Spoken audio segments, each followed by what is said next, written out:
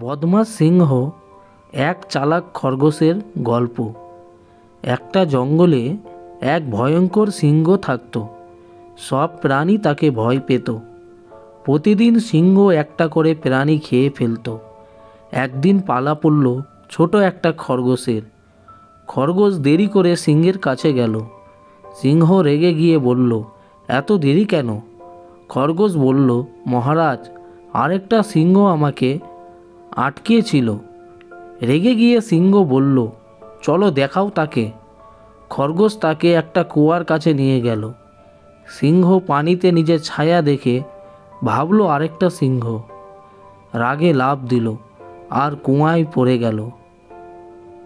তাই মনে রাখবে, বুদ্ধি সবসময় শক্তির চেয়ে বড়।